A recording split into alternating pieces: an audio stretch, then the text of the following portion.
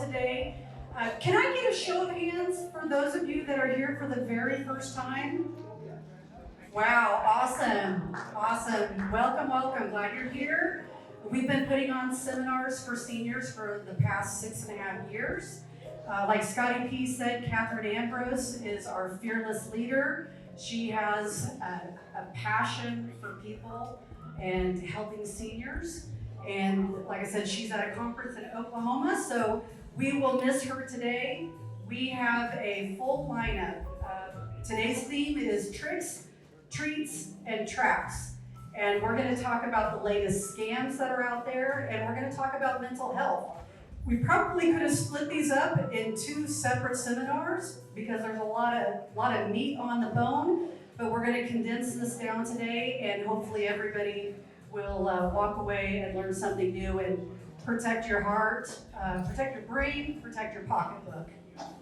Mr. Chris Garsha is here. He's the Assistant District Attorney. He loves doing community service talks about scams and frauds. He really does. He's going to bring a lot of energy to a very serious topic. But we're going to go ahead and do some more housekeeping items, and then we'll pull you up here in a minute. After we take our dance break and we have some fun and we move around and get our bodies shaken, we're going to have Lisa Harris and Casey Cooper. They're with Midwest Counseling Services, and they're going to talk to us about mental health. Both of these topics are really important for obvious reasons. We really want to encourage you to take the stigma around mental health and squash that. A lot of us suffer, a lot of us, me included. I have to manage my mental health, and as we get older and we start to isolate, that can really decline. So do we have they're still working on that. Let's take a moment and recognize our sponsors today. And I apologize, I don't have all of you memorized. That's why I needed my little cheat sheet. But I will tell you that these sponsors, they are community leaders. They pour their heart and their soul into their work. They are here, they're experts in their field, and they're here to help you. They may be standing over there at the back of the wall, and that may seem like intimidating, but please go up after the seminar, go talk to them. We have Lori here with Club Parkinson's. They're a new sponsor. They have a great program at Wichita State. So please, if anybody is experiencing Parkinson or you know somebody with Parkinson, they're a great resource to help. We have Inspired Advisors. Abigail is here, Jake is here, and oh my goodness, see, I've already forgot your name. Bree, so sorry, Bree. Phil with Harmony Home Concepts is here. We have our friends with Oxford Vista. I believe we have people from Restore First Health. Jason Bach is here with Fleece and Gooing, and a special thank you for bringing the coffee. He doesn't have to do that, you guys. That is really going above and beyond what his call of duty. And we have the ladies with Providence Home Health here too. If I have missed anyone, would you please raise your hand? Let's give them all just a big thank you. Again, this wouldn't be possible without their financial support. Okay, who did I miss? The lady. Catholic Charities. I'm so sorry. Thank you for being here today. We appreciate you. Okay, well, we have a lot to cover here in the next hour. We're going to try to get you out on time. I'm going to introduce Chris Garsha here with the District Attorney's Office, and we're going to let him take it away. Thank you. Thank you, April. I'm going to try to get my voice right. I'm not used to using a microphone as much, so it may sound like I'm in your head. I apologize for that. It's a little weird. April, did you take my remote? I know you didn't mean to, so it wasn't fraudulent.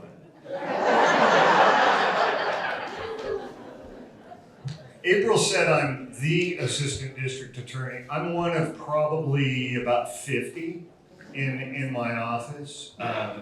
My boss is Mark Bennett. He is the District Attorney for Central County. He's a fantastic boss. He's a good judge of character. He hired me. I spent 20, 30 years between 20 and 30 years doing criminal defense. And so Mark and his assistant district attorneys were my opponents.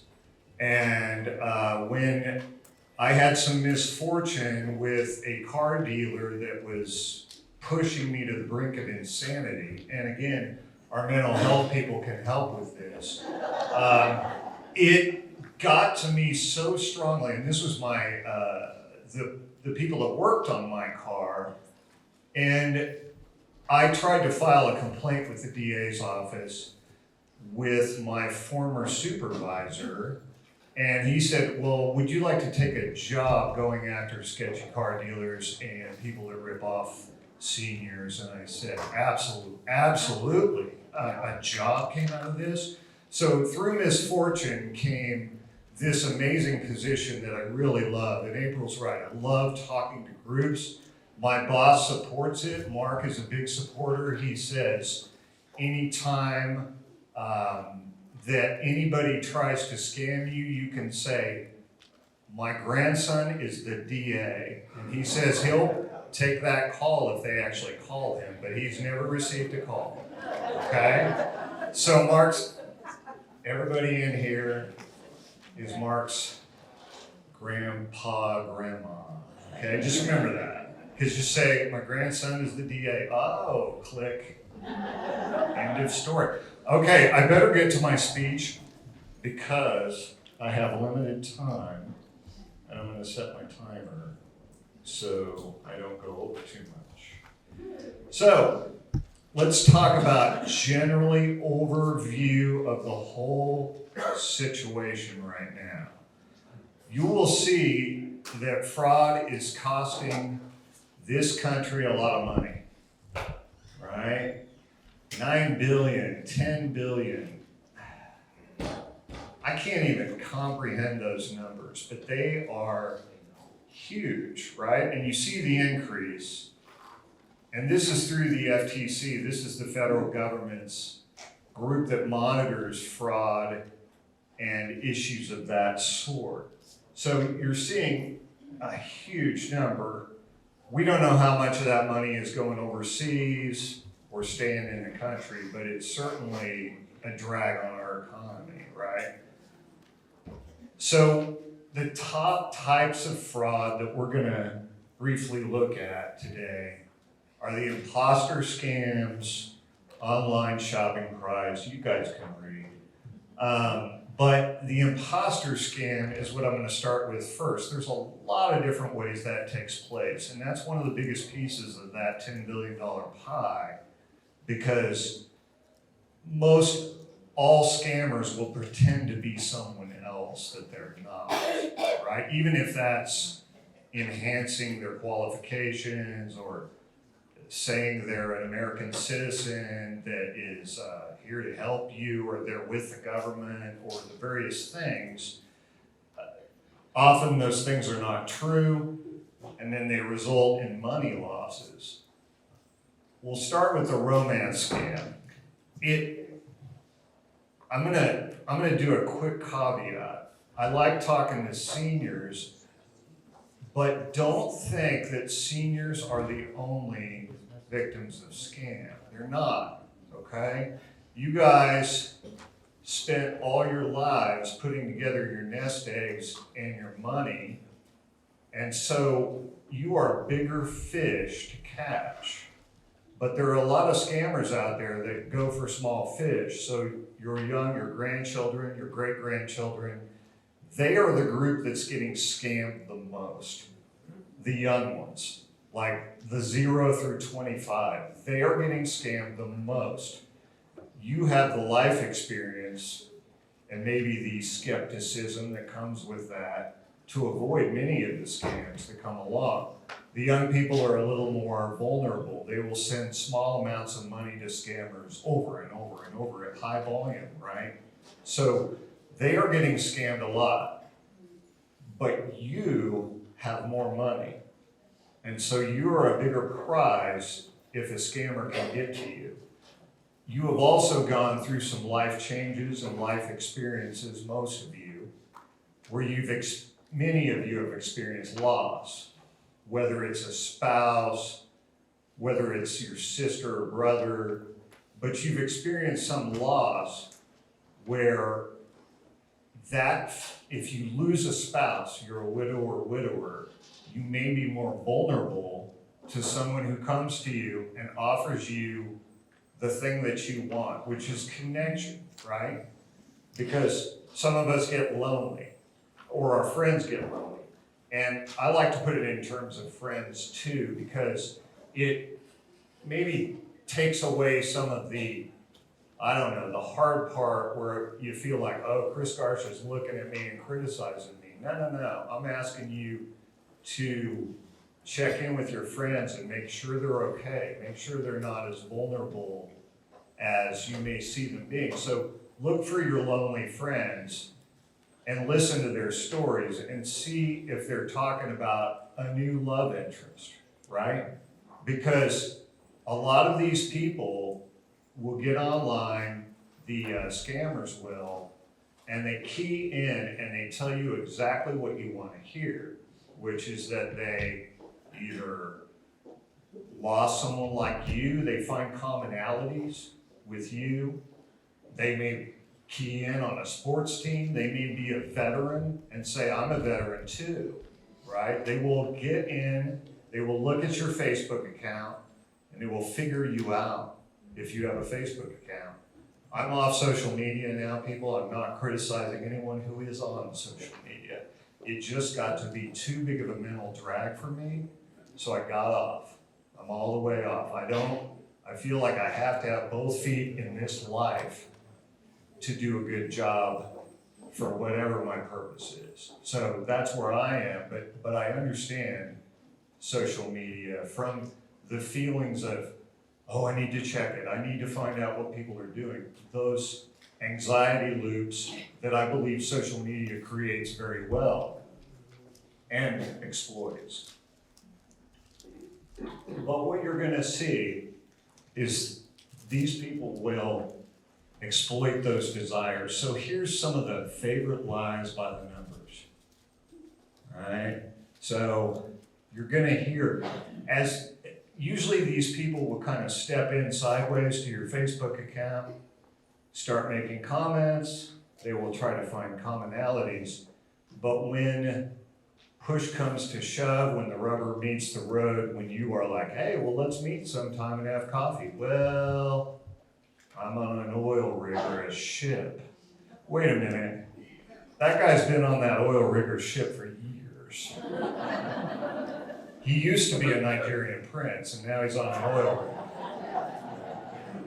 And any minute now, that payoff's gonna come in, right? He's got an account somewhere that all he needs is a little bit of money to get it opened up. That's how they start.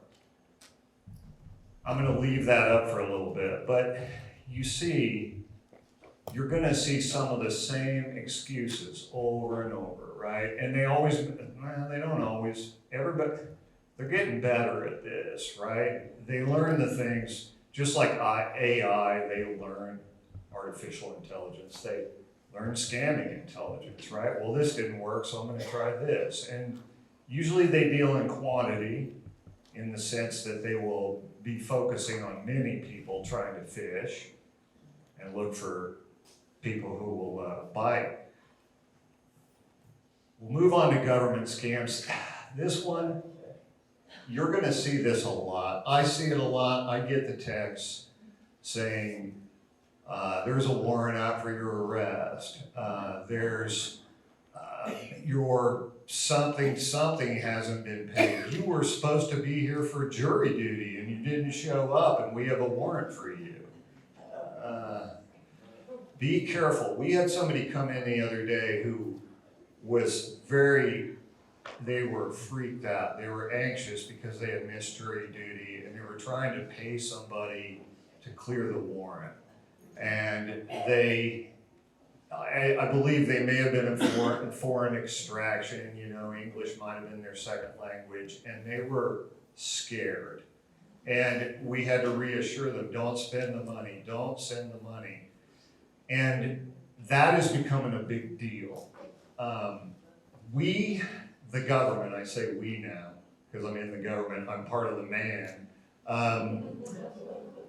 We, the government, don't ask for gift cards. We don't come in demanding information because, I mean, the government has your information, right? They don't need your social. They don't need your last four of your social. They have it, right? So they know these things. So when they ask these things, well, we just want to confirm this information. No, you don't. Hang up, right? Hang up the phone.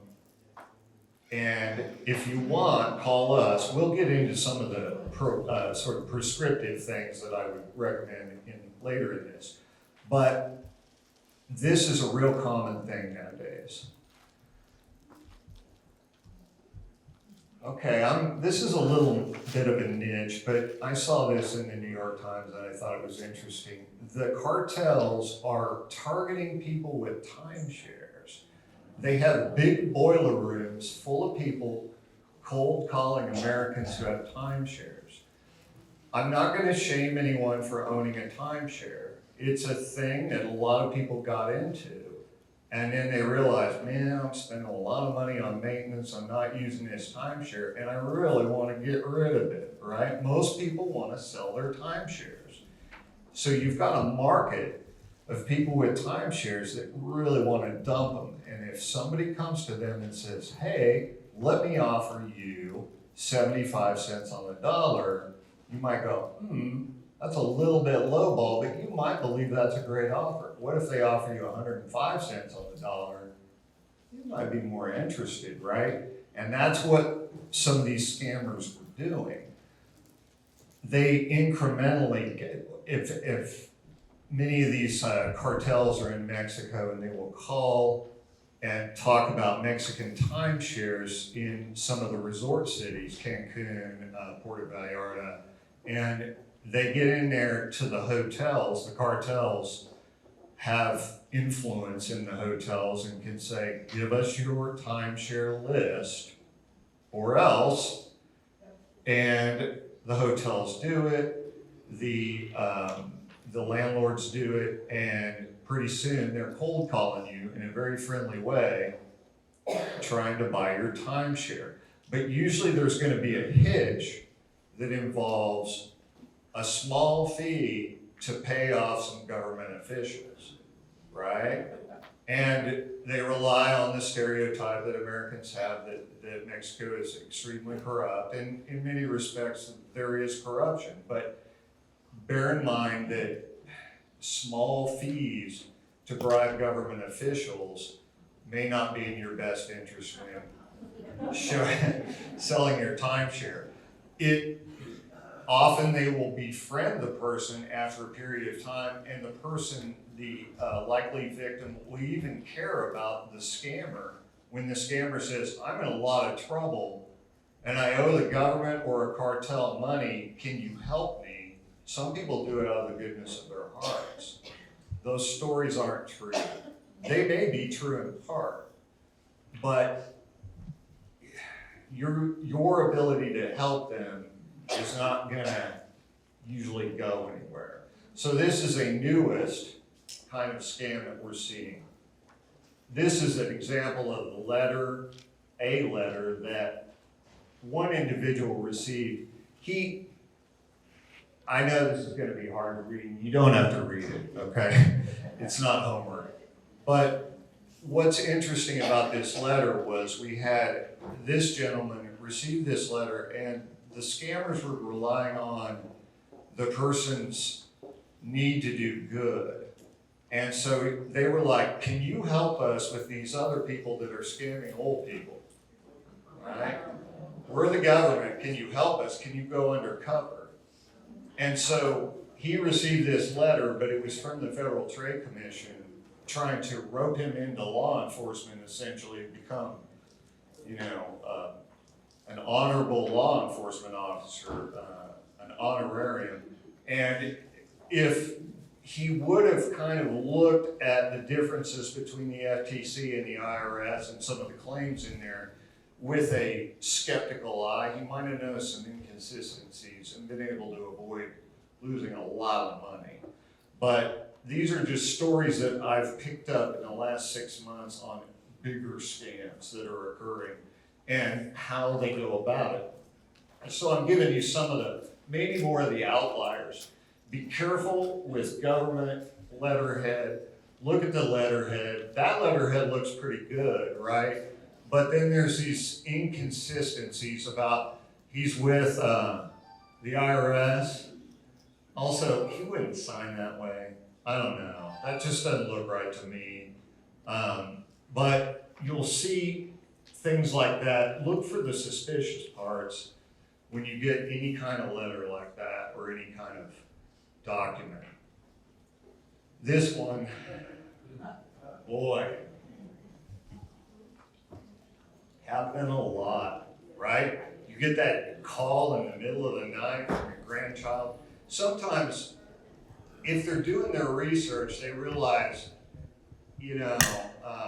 Jimmy is in Europe. Jimmy is the grandson in this scenario. Jimmy's in Europe. He's, tromping around Morocco. I don't know. I haven't used Morocco yet, but that's not even in Europe. It's on the African continent. Sorry. It's very inconsistent. There you go. There's an inconsistency. I don't hear Moroccan in the background there, Jimmy. So you'll get these calls. They're from a jail. I need money. I need help. It may not be a crime. It may be, I was in a car accident with a pregnant woman and she's demanding money, or they're taking me to jail, Grandma. Okay? It doesn't have to be Morocco. It can be Utah. It can be anywhere. It can be wherever your grandchild may happen to be because they checked on Facebook. Or maybe they don't do the checks. You get the call anyway. First thing you do, what? Call your daughter or son and say, where's Jimmy? Is he okay?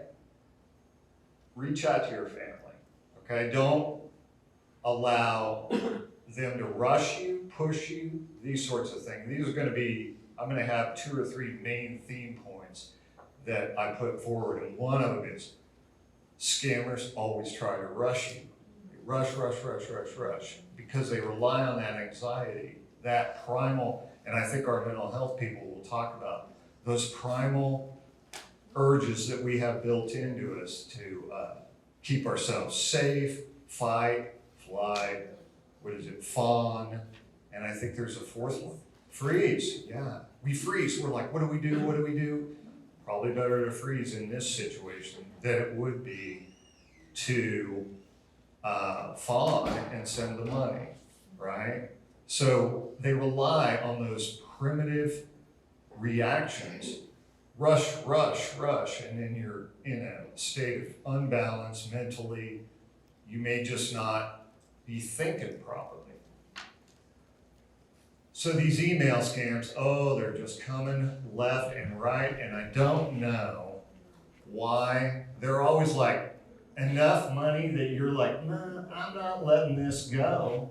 This is $495. What? I didn't do this. So most people will check on it, right? And that's when you start down the road to trouble.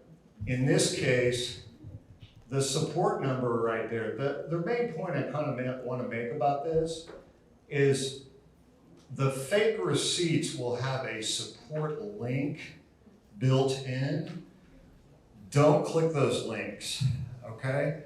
You may look up, you may say, I'm a good researcher, I'm skeptical, I look up scams. I'm gonna look up PayPal's number, and it'll say that's their number, 8486 or 8485. I'm in, that's a good number, click. Well, they just redirected you to somebody else because that's a hyperlink that may look like it's the right number, but it isn't, okay? So they can hide things behind these links. If you get one of these from your bank or from PayPal, go outside of the email, get on your phone and look up the number for your bank and call your bank, okay? Don't go through the link. because they're gonna pretend to be your bank.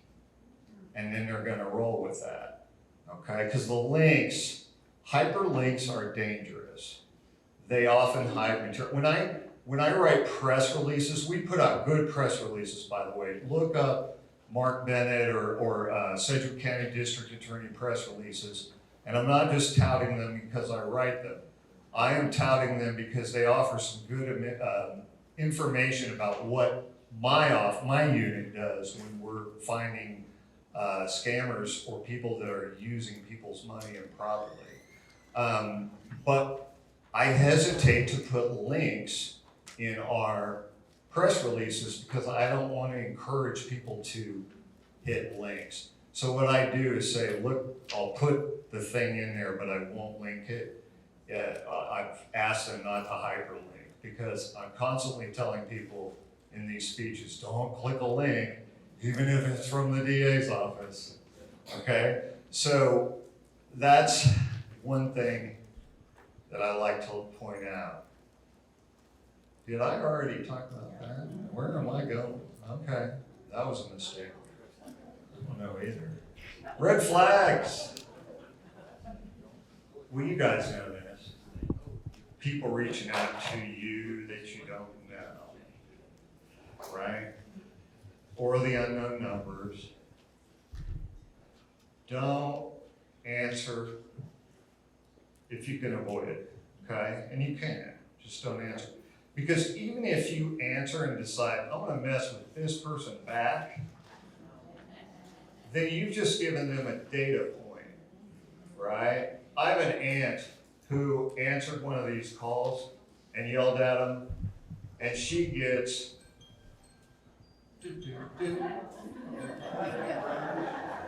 she gets 20 to 50 calls a week now.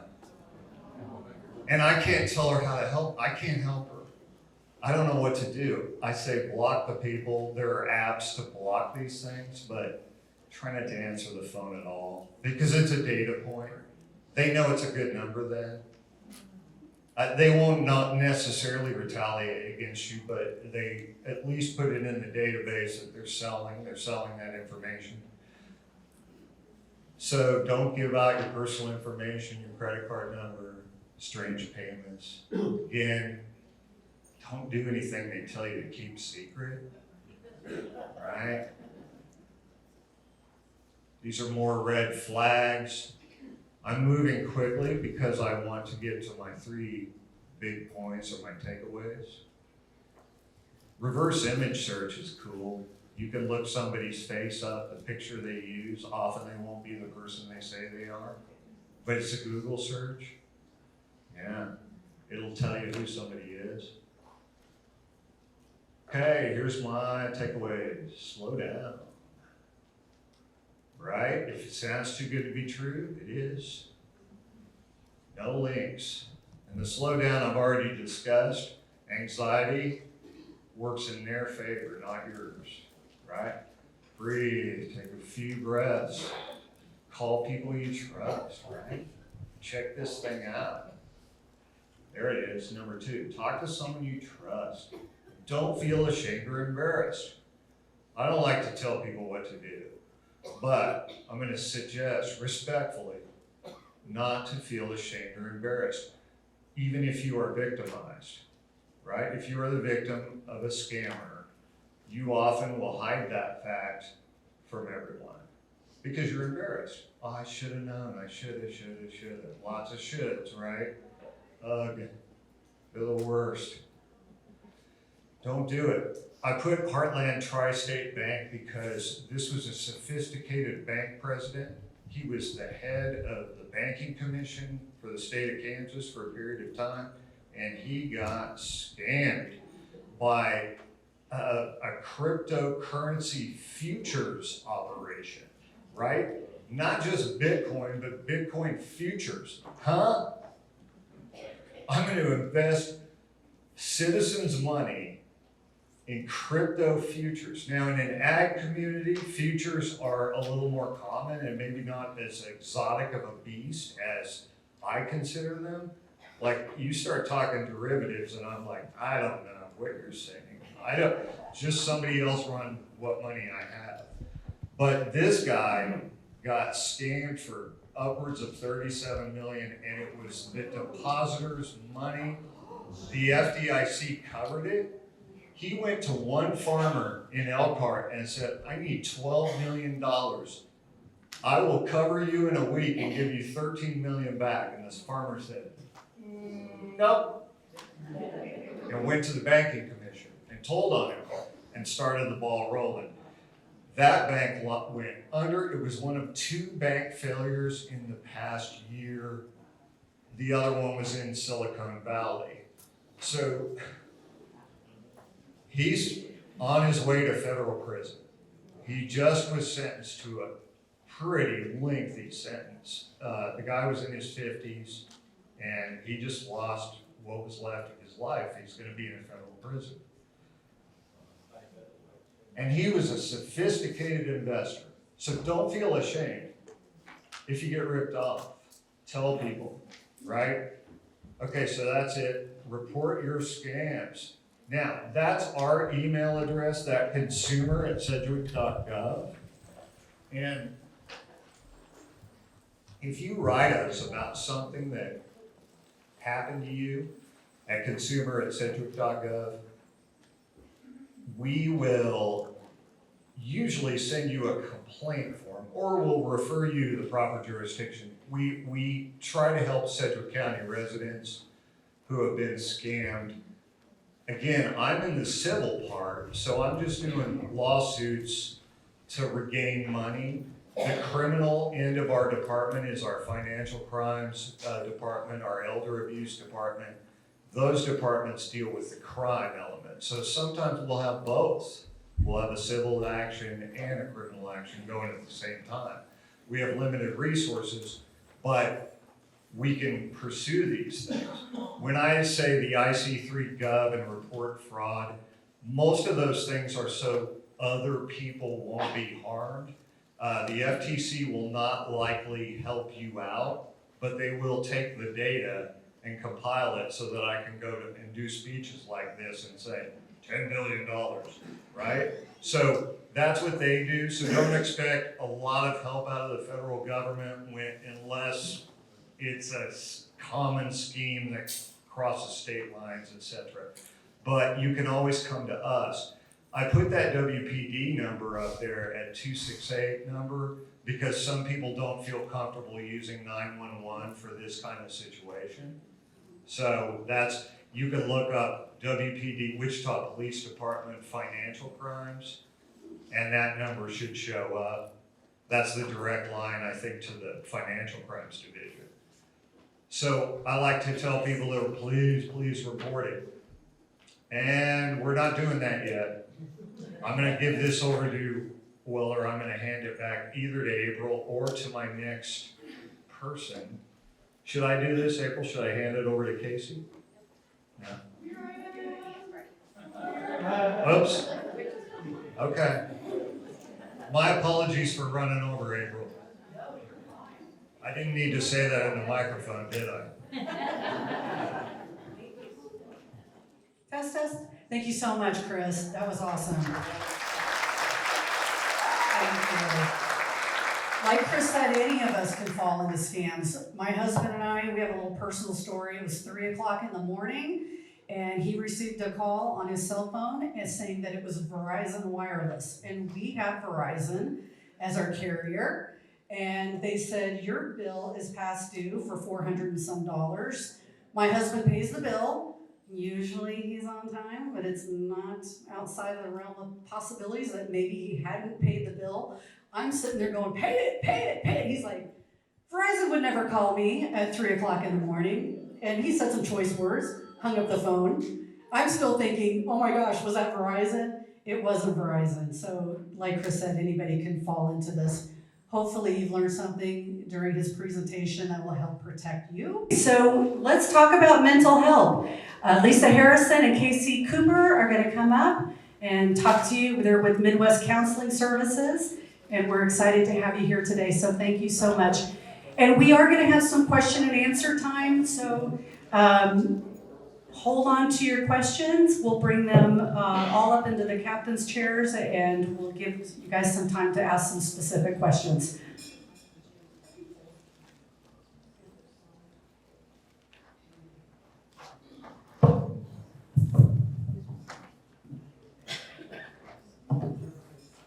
Well, good morning. This is amazing. I absolutely love a group of people that are gathering to educate themselves, and what a great fun intermission. One of my favorite slogans is the word emotion has the word motion in it, so we have to move if we want to feel better. So today, Casey and I are going to talk on a really extremely interesting topic, something that I think will really interest most of the men in this group, and that is emotions and feelings. So all you men out there, listen very carefully. Before I hand it over to Casey, I would like to start by giving you a little background on our practice and how we got started. My name is Lisa Harrison. I started Midwest Counseling a little over 2 years ago. I am a social worker by trade. The last 15 years of my career, I worked in the field of hospice. I found this to be very rewarding, helping people in the last transition in their life. People would often ask me, how do you work in a job dealing with death? But I soon came to find I don't. I learn about life. You see, when people are at the end of their life, you learn what really matters. It isn't the material things, the college degrees, how many people you knew. It was time. It was what we did with our time. How did we live our lives? How did we build relationships with the people we love? Do we have regrets? Did we live a life of purpose? Are we leaving our footprint on this earth? I was trying to find mental health for the older adult population, and found that there were many barriers to accessing services. I quickly realized that I was working with a population that felt very overlooked and underserved, a population of people that was taught vulnerability as a weakness. I've had clients tell me I feel invisible. So I started Midwest Counseling Services. We are a group of therapists that specialize in seniors and the issues that they are facing. So I'm going to turn this over to Casey, and she's going to give you a little bit more education on some depression and anxiety. She's one of the therapists that works at Midwest Counseling.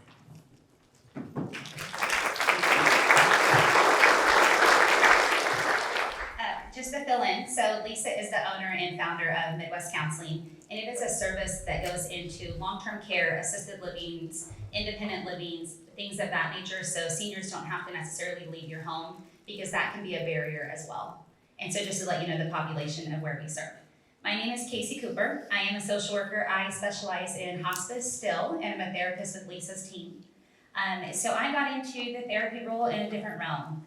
I was 21 years old when my older brother died, and I am one of 5 children. He passed away from a grand mal seizure in his sleep. No one knew that was coming. And I had a good faith. I've always been a believer in the Lord.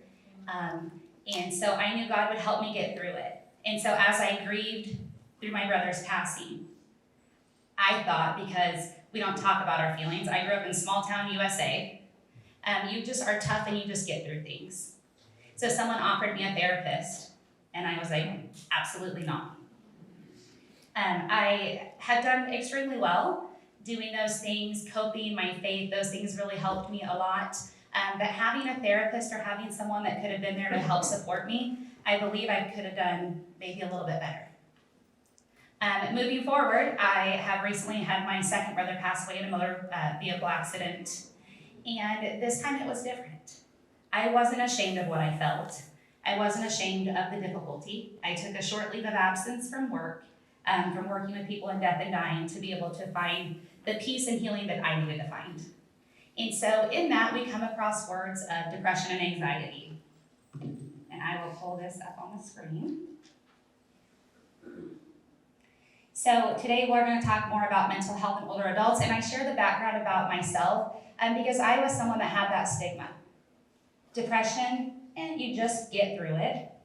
You don't talk about it, and it's a long ways from your heart, is what I used to tell myself, because that's what I was conditioned to be told growing up from my parents and those things. And I think as a generation, it wasn't that anyone was intentionally doing harm, it's just that's how we are wired. That's why Lisa made the joke about men being really excited to talk about our feelings in depression, right? Those things. That's just the reality of the barriers of mental health.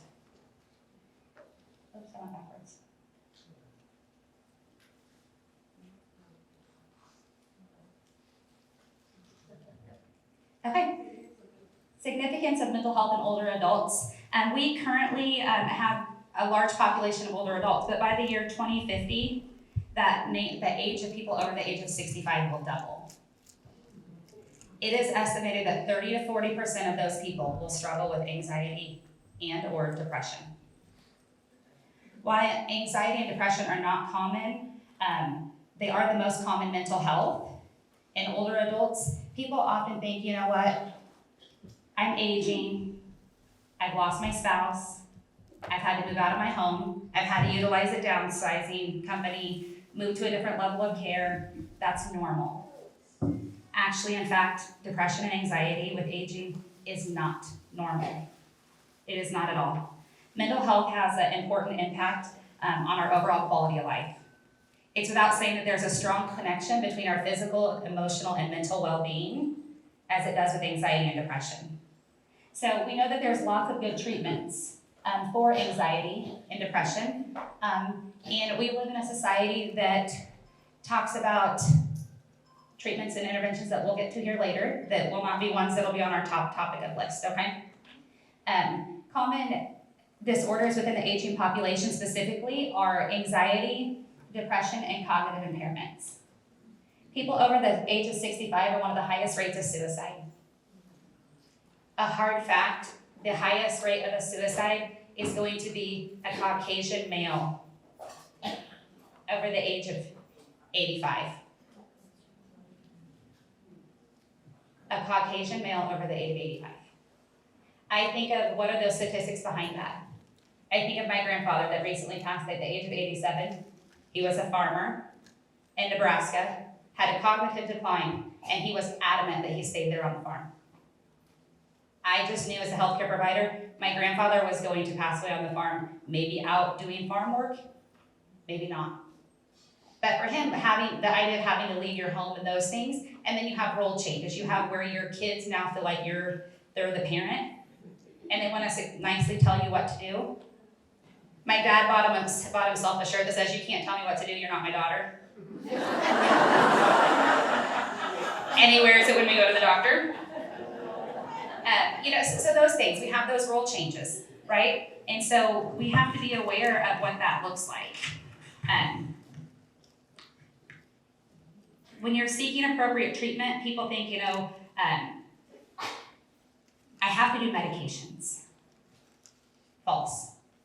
Getting up and moving like you did in that break right there, we feel better. Now, we first probably all feel awkward. We're all like, I'm leaving. I did. I was like, I'm not going to be on camera. But we feel better. And so we have to look, there's lots of different options other than just medications. The impact of mental health on physical health has a lot of connections. So we have increased risk of chronic disease, high rates of hospitalizations, and loneliness is associated with 40% of the increase in dementia. There is a direct correlation between anxiety and depression and cognitive impairments. People will often say, oh, I'm just forgetting I'm old. You guys, that's actually not true. There are people that are 100 years old that I currently serve that are alert and oriented and can tell you everything. Now, when we have life stressors and we have loss and we have the loss of a spouse and health declines and those things, are we going to become forgetful at times? Absolutely. But to have a generalized state of anxiety and depression just because we're aging is not what we would normally see.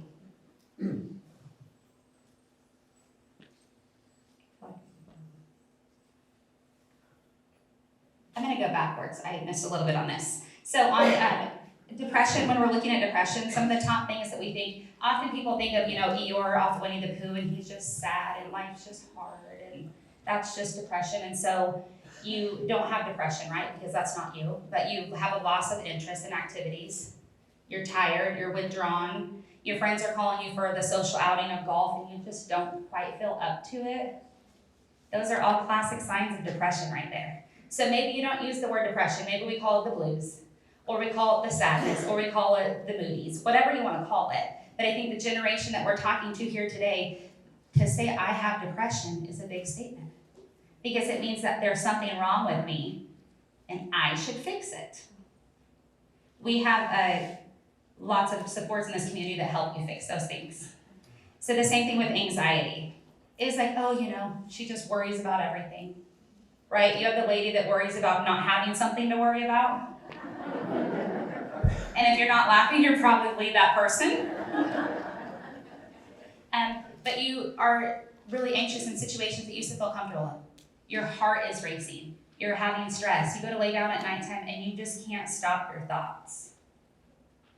You get out of bed, you journal those thoughts, you get back to bed, and they still stay there. That's a sign of anxiety. Cognitive decline, although we don't diagnose cognitive decline in our department, we do work with different neuropsychology groups and those things that will help give you that diagnosis if that's something that you're struggling with.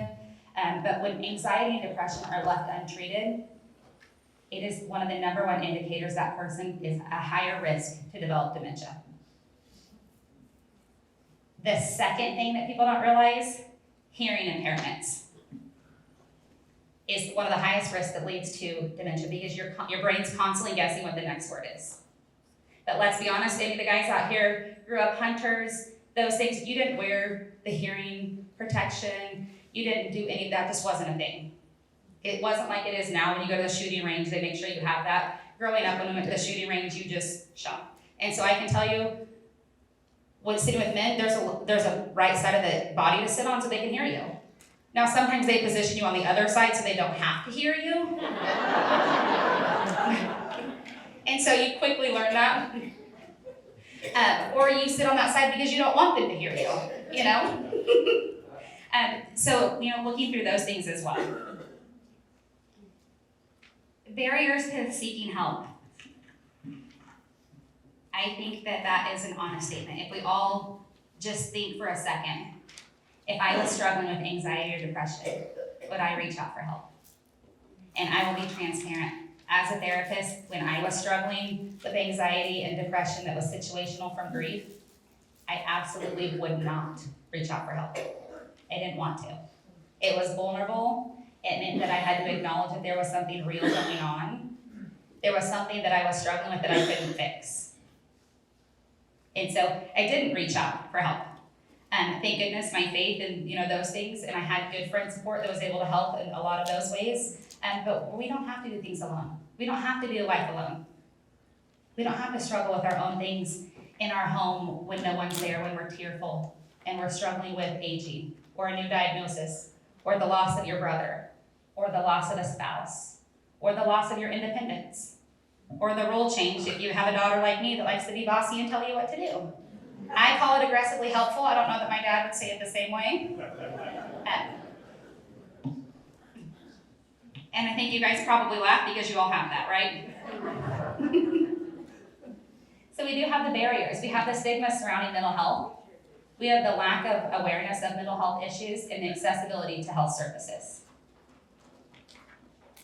The times that we have related to mental health are completely different. If you guys can remember when you were growing up, someone that maybe had a functional decline or was very limited, they didn't go to school. Those parents, I had a hospice patient one time, he was lower functioning, his parents kept him at home and locked him in a closet during the day. He was content. He didn't know any better. He had everything he needed in that closet. There were so many barriers. He didn't go to school. He didn't learn trades. He didn't learn how to be successful in society. And so we have to keep that in mind for the same thing for ourselves. We maybe don't physically have someone lock us in a closet, but do we lock our minds and our emotions in a closet? Because we're too vulnerable, we don't want to share those with people, and that's real, that does happen. But to have someone to talk with is a benefit in more ways than you can ever know. So although mental health is becoming more accepted, a lot of older adults are taught that vulnerability is weakness. Many of my patients have told me that your feelings, you just don't talk about them. You can't control it, so what does it matter? And so, like you had shared earlier, the fight or flight. A lot of times we're just like, I'm out. I'm not doing it. It's emotions, it's difficulty, it's grief, it's tearful. I'm not doing it. But the reality is that by not facing the issue, eventually we have to face it. And so doing that with support, doing that with help. According to the National Council on Aging, about 40% of older adults with mental health conditions receive the help that they need. So that means if you're sitting at a table right now of 6 people, 2 people at your table are getting the help they need. Do the two people probably share it? Probably not. That's okay. But when you have a good experience and you've gone through a really difficult loss and those things, and you feel empowered, and you get to share about your husband, John, that you met 74 years ago, dragging Douglas, and you get to share all of those things, because that's what you did back before the internet. These kids don't understand, it's like dragging Maine. My daughter asked me, did you have air conditioner in the car when you were young, Mom? I said yes, but we were so poor that maybe it didn't always work. It wasn't like nowadays where you meet people online and those things. Like, you did activities, and so you built years and lifetime with these people. And now maybe you've had a significant other pass away, or a child pass away, or a grandchild. Our culture is now getting to where we're not all staying at home. I'm sure that you guys remember, like, when you grew up, everyone just kind of stayed around the home. They stayed around the farm, they stayed in the city, they stayed close. That doesn't happen now. How many people in this room have kids or grandkids that live out of state? Out of the country. Yep. Lots of them, so quite a bit of changes, okay? So early detection and treatment can significantly reduce outcomes. According to the American Psychiatric Association, early interventions can reduce symptoms in up to 80% of older adults. So that doesn't mean waiting and suffering through it for years. That's okay if some of us have done that, but today's a new day. Today's a new opportunity to address the things that we need to, and to have that self-awareness, and to be able to address that. The self-awareness to say, how do I feel? What went well today? What was not so well today? What did I like about today? And what did I not like about today? And we've all had those days that, maybe we go to Walmart and we see the Walmart greeter and they say, hi there, how are you? And we want to give the honest answer, I'm fine. And I went to Walmart one day, shortly after my second brother passed, and the Walmart greeter, I know her by name, and she says, how are you? And I said, well, honestly, I'm not well. I said, but don't ask me if you don't want to know. I gave her permission to escape that opportunity to know how I really felt. And she said, no, I really want to know. And I was honest with her. I told her I was struggling. I was having a hard day. I went to the dentist that day, and I couldn't figure out why I just couldn't stop crying. And I called my sister, and she's a nurse practitioner. I'm like, something's wrong with me. I was really emotional today. And she's like, well, where have you been? And so I told her I went to the dentist, and she goes, do you know that he wore the same cologne that Taylor used to wear? That was my brother. I couldn't have pieced that together. But had I just stuck that inside and kept it to myself, I would have struggled for probably several more days.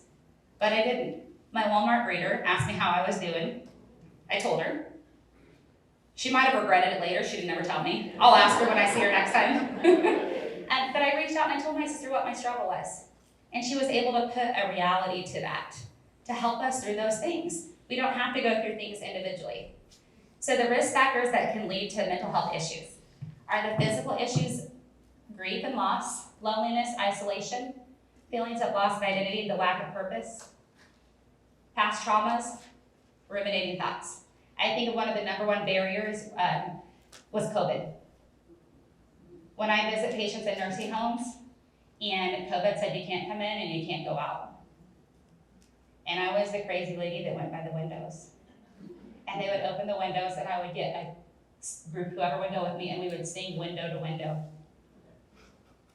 And if it was someone that was in the military, I would have someone play taps outside their window. There's different ways to try to figure out how to engage.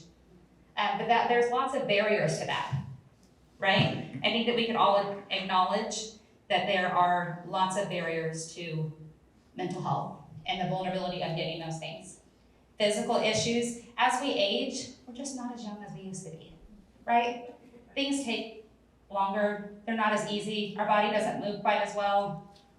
For women, we maybe have tried to lose weight our whole life, and now that we're aging, we're just losing weight. And men, maybe, our hair is changing, and we're gray, and that kid down there at the golf course just has a better swing than you. Or with my dad, the guys that are in their 30s that are powerlifting at the gym, that he can't do at 70, he thinks he can. It's just accepting those things that as we age, Those are difficult. They are very difficult. Or the other things that aren't so difficult, the lawn work. Taking care of the home, it's just more taxing. I'll be darned, I am not paying someone to mow my lawn. And then you do because you need it, and you realize that you have to. The grief, the loss of independence. Maybe a wife that's just now learning how to pump gas for the first time. Learning how to manage bills because her husband just took care of it, or vice versa. The husband who took care of things and realized that his wife's system of organization was really not a lot of organization. And you're learning those new things. The feelings of loss of identity. Who are we? Man, I thought about a lot of things, but I never thought about turning 75. I think to myself, nope. I have determined what age I want to live to in my head, right? Because I deal with older adults all the time. Not a realistic thing, but it's hard when we're like those old people, and then we realize, ooh, we are one of them.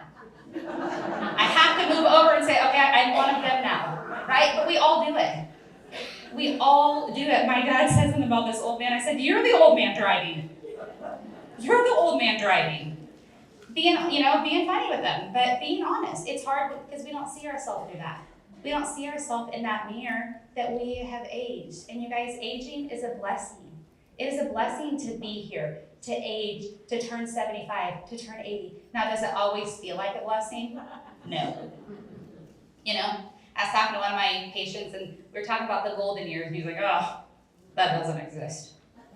He's like, when I had the energy to do the things I wanted to, I didn't have the money. And when I had the money, I didn't have the time. And now I have the time, and I don't have the energy. He said, so you tell me which one's golden. And I didn't have an answer for him. I just was honest. I said, well, I guess it depends on what you choose to make it. I said, the good thing is that you get to choose each day. You get to choose the moment. You get to choose today. You get to choose how you interact with your greeter at Walmart. You get to choose how you interact or address your anxiety or your depression. It's your choice. And there's a power in choice. It's hard when people don't pick our choice. I like it when people pick what I want them to do. Right? I think we all do. And maybe all of us wives do. And then we have past traumas. I saw that we had lots of veterans. And again, thank you everyone for your service. I am USA proud. I just am. That's just how. I thank you for your service, but we have those things.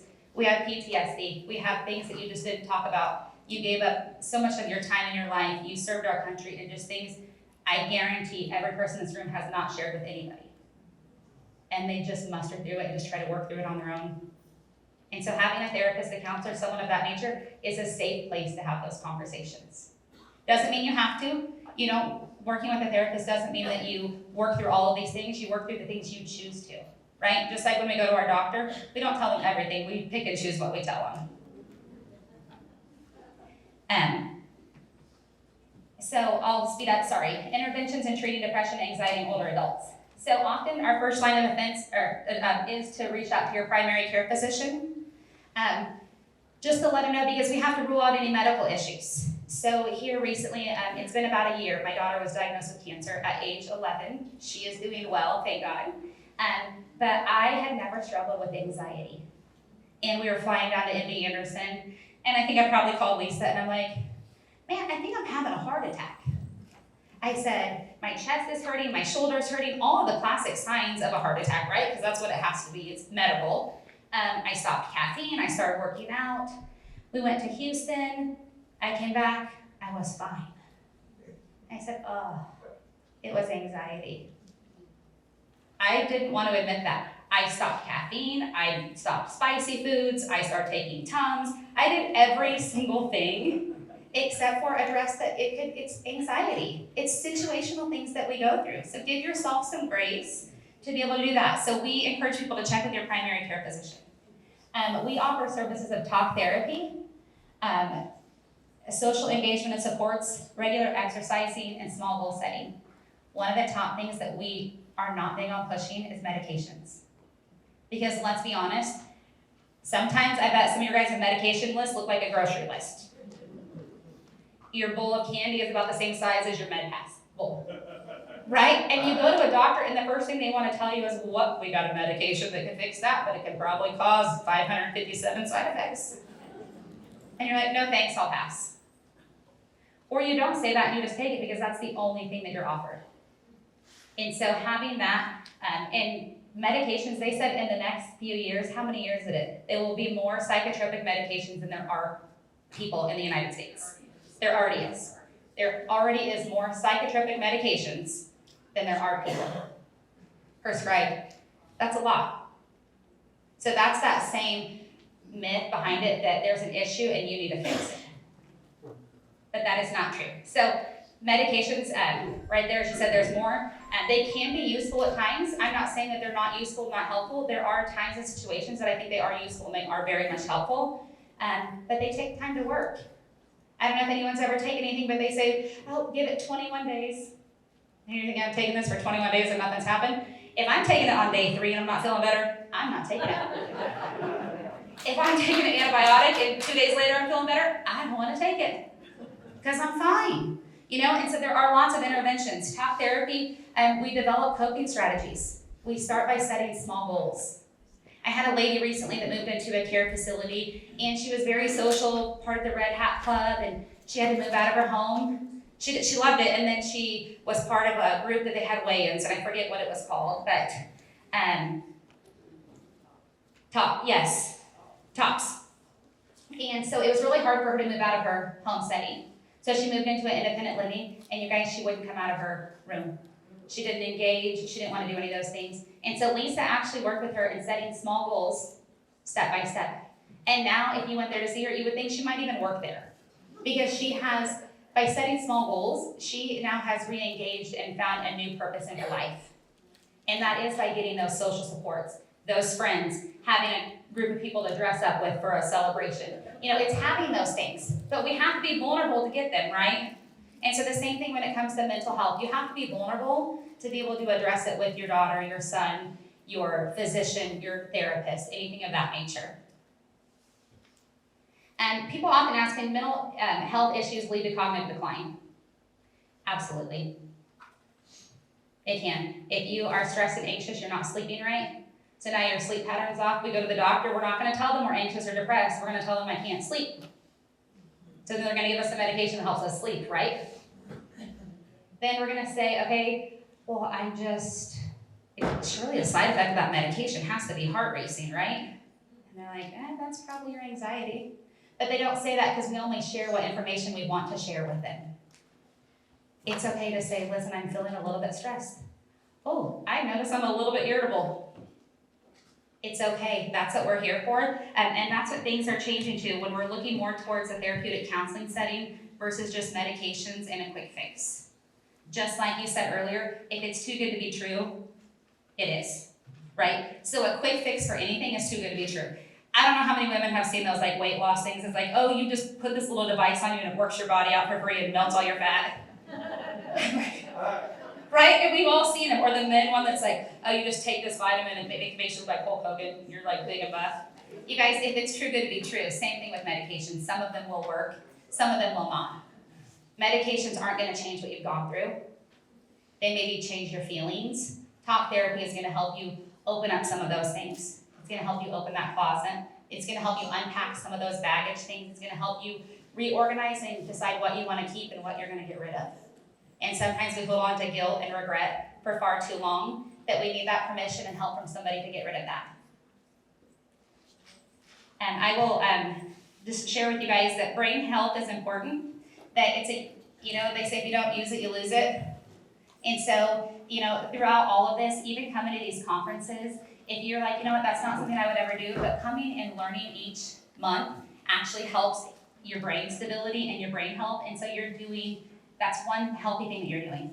If you're not someone that's needing therapy or counseling, that's perfectly fine, but I would encourage you, everyone has to do self-care. And self-care is something that we do in moderation. I did this talk in nursing homes and I had a young aide tell me, well, my self-care is a 12-pack of Bud Light. I said, well, that's actually not called self-care because self-care is a bubble bath. I said, I don't take 12 bubble baths in one day. Self-care is saying no. I don't tell my boss no 12 times in one day. Self-care is something that we do in moderation. And it's something that we have to do. And sometimes we just start by doing 2 to 3 things a week. And that might sound like it's crazy. It's really quite difficult until you're really good at doing it, and then you feel better. It empowers your mind.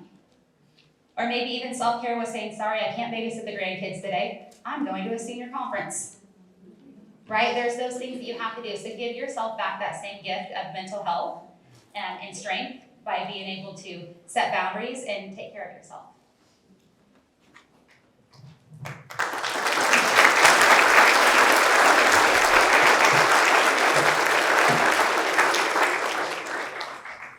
Thank you so much, Lisa. Okay, turn it off, sorry. Oh.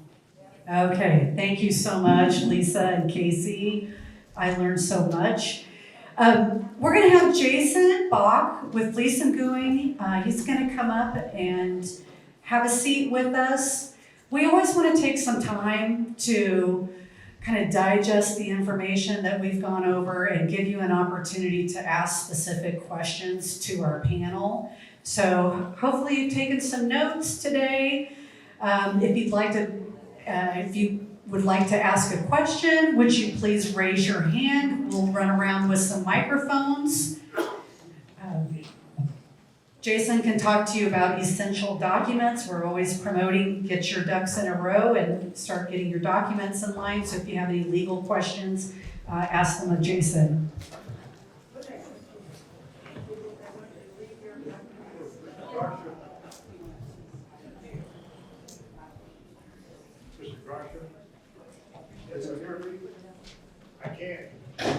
I can hear you. Can you hear me? Well, that was the point of my question. I was just reading here recently about if you get a phone call and the person asks, "Can you hear me?" Most of us would respond by saying yes, and that gives that person the opportunity, using AI, of course, the very word they were looking for, yes. And with that, they can create a scenario of opening credit card information, credit card accounts, everything. So my point of my question, can you hear me, was don't ever say yes. That's good advice. So I'm not going to say yes. But thank you for that. That is important. The AI is becoming more sophisticated as far as recreating essentially our electronic signatures, right? It's kind of a worrisome thing. But thank you for that. And Actually, I have a mental health question. The word, did you I'm going to come over with the microphone. Sorry, I was with another gentleman, and we'll catch you here in a minute. I'm sorry, did I misunderstand about rumination? I didn't remember anything about it. It was one of the words on. Yes. Can you hear me? Thank you. Yes, so rumination is something where our thoughts just keep going. And so, and we can't think, we try to lay down or we try to do something next and our thought just stays on that same topic. And sometimes it's related to a trauma or anxiety, a lot of those things. And so having services to help unpack those, to help figure out what is causing that is very helpful.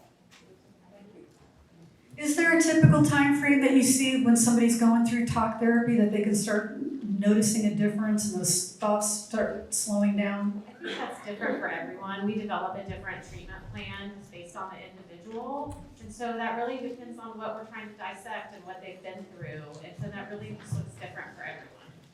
Makes sense. And we have a question right here. Can you give some idea of what Medicare plans cover? That's a great question. The Advantage plans are all a little different, but with Medicare, we bill Part B, and it's just like any of your other services, it's covered at 80%. So if you have a secondary insurance, it will pick up the other 20%. The majority of our practice is providing services in long-term care communities. So we, as Casey said, we go out to independent living and assisted living and nursing homes. We do not charge those residents any out-of-pocket fee. We feel very strongly this is a ministry for us to provide a service. So they write off any out-of-pocket expenses for those residents. I have a question for the DA. One of the scams you talked about had to do with jury duty. Isn't there a top age that they won't send us a summons anymore? That's a great question, and I don't know the answer. I've, Oh, I thought it was 75. I can't answer it. I don't know. I just received my jury summons, but I don't remember there being any rules on there about age. They asked me if I was a U.S. citizen, if I was disabled and needed any accommodations, but I don't remember any age limit being discussed. So I apologize for not knowing that answer. Another question right here?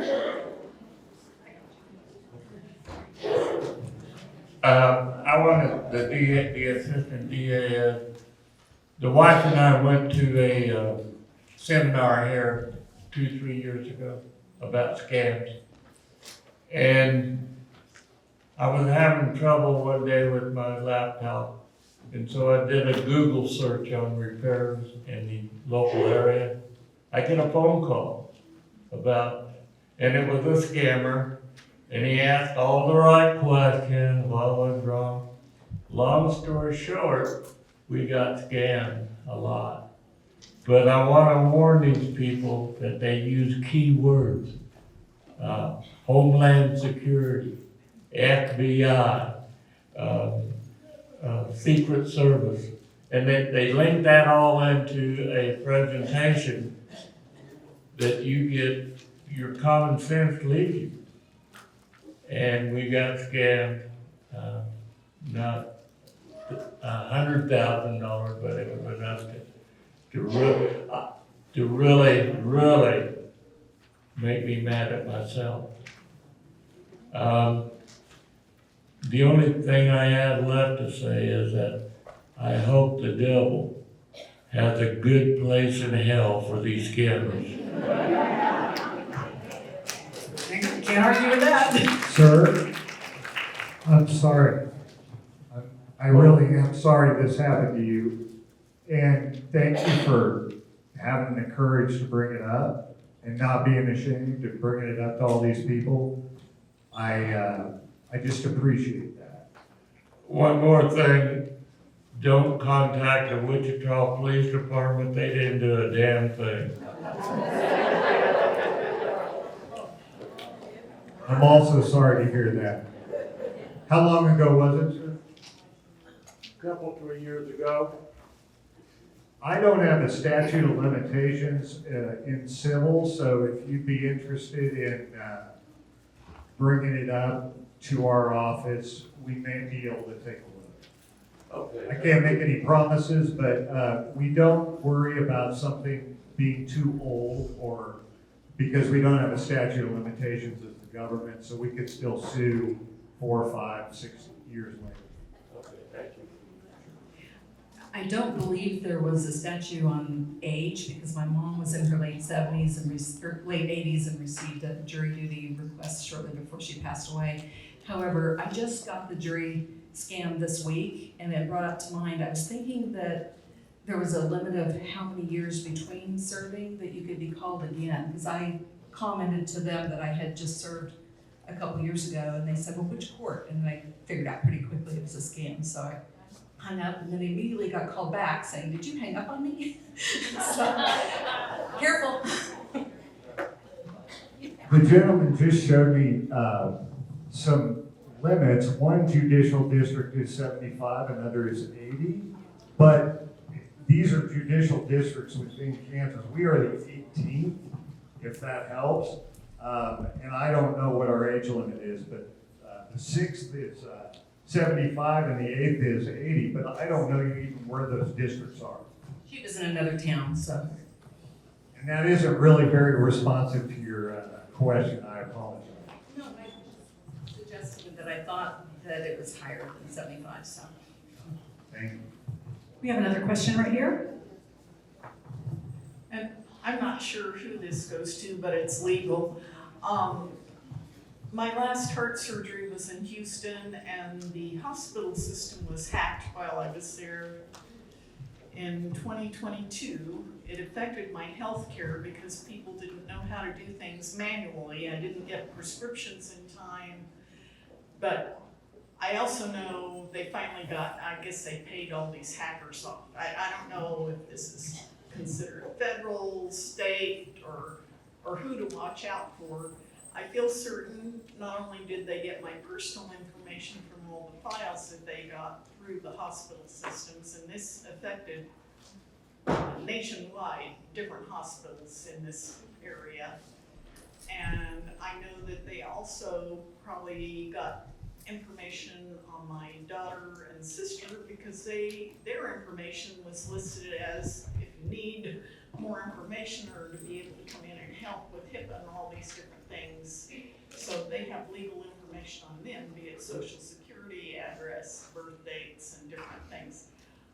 I don't know who to really watch out for, and I also know that the local hospital was hacked, and they send out these little notes that we're gonna have extra security for you for 2 years, and it's gone. And I also had an employer that this kind of thing happened. My main thing, I guess, is I just don't know who to trust to address or get a subscription to a security watching system or what. That's kind of muddled and I don't know. What I'm hearing is that you were a victim of a data breach, maybe through one of our major hospitals, and that is a very important thing.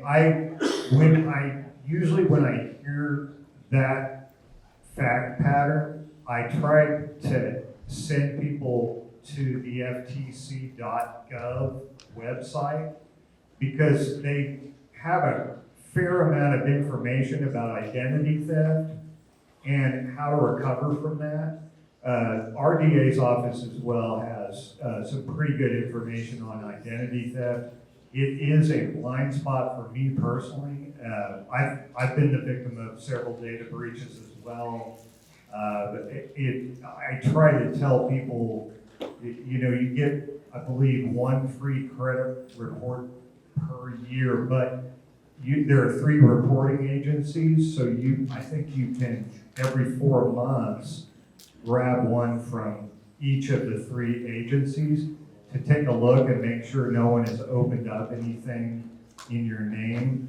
I also recently learned that the Sedgwick County, I believe it's the Register of Deeds, I went in and gave them my name and address, and then I lost my mom last year, and I gave that address as well, and they will now send me email alerts if anybody tries to do anything with the deeds, right? And I got one the other day. I actually got an email alert that said, your name came up, and my name, Chris Garcia, it is common.